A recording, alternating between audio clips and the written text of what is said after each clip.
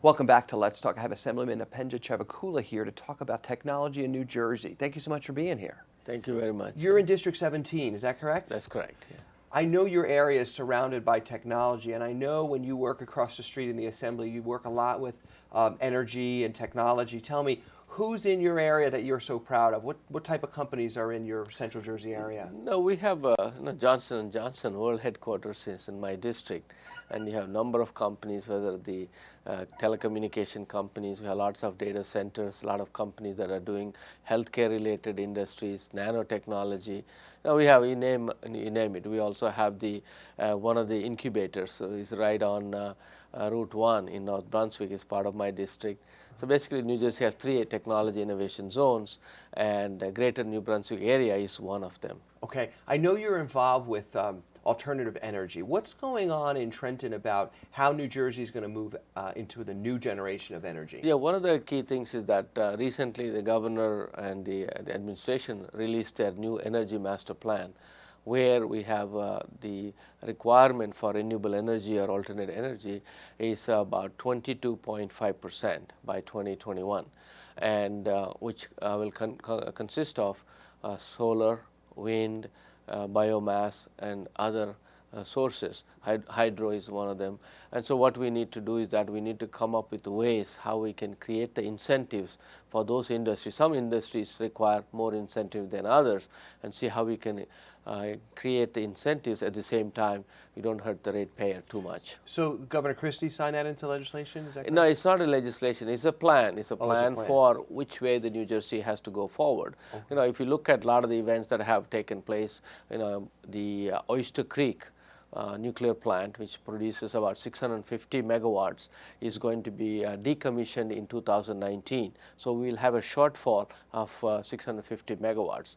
And as you know, the New Jersey energy needs keep on increasing, whether you are using plasma TV to watch NFL football games, or you are using all these pocket devices. So much of energy is required. So you need to reduce the energy consumption through energy efficiency and energy conservation.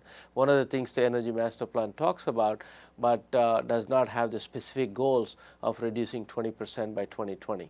So when Oyster Creek closes, will there be something to replace it? That's one of the things we're looking at. You look at the natural gas and trying to create natural gas plants, and I worked on a legislation called LCAP, which is a long-term capacity agreement pilot program, and that is where trying to create about nearly 2,000 megawatts of combined heat power plants, which will produce about 2,000 megawatts energy. I think that's what we're looking at. So that should offset 650 megawatts definitely, and also account for the growing needs of New Jersey. As we know, solar has really taken off in New Jersey, and we're ranked either number 1 or number 2 with solar. And most people, I think, out there are familiar with all the ads and all the solar panels that we see in our neighborhoods. But what about wind energy and other natural gas forms of energy? How's that going? Actually, natural gas in vehicles as well. Right. I think the first wind, we don't have that much wind on land. So most of the wind is offshore, 15, 20 miles off Atlantic City area. And we have a legislation that was signed into law to create 1,100 megawatts of offshore wind energy. And as you know, when you go offshore, you need to get the permissions from the federal government, which takes about 6-7 years permitting process. So we won't see wind very soon. But recently I had a legislation that creates wind programs where in Salem County and Gloucester counties, where we have some land-based wind, and so we can create some wind energy there. So that bill is being heard in the Senate today. I know New Jersey Natural Gas, one of the utilities in New Jersey, is encouraging a lot of their vehicles and the towns in which they serve to use natural gas vehicles. How are we going in that area, and also electric cars? I didn't mention that as well. Right. I think, recently the shale gas, Marcellus Shale in Pennsylvania, Ohio, New York, that has potential, along with other parts of the country. We have discovered about 150-year supply of natural gas, which can be used for addressing some of our energy issues, because energy is a national security issue, because we are sending billions of dollars overseas to somewhat hostile nations, and so we need to figure out a way to be self-sufficient in energy. Natural gas plays a key role, and that's why there is an issue of fracking, which is a controversial.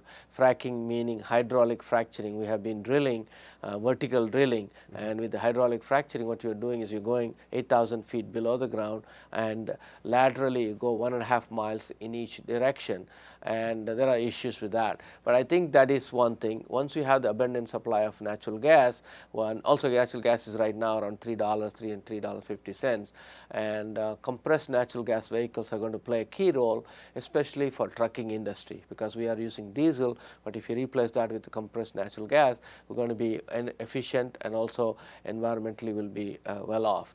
The second thing is electric cars. What is happening with electric cars is that we need to create the infrastructure. Just like when you started the gasoline engine, there were not gas stations on every corner, and you have to create the charging stations, and we have passed a number of legislations, but the governor has not signed them.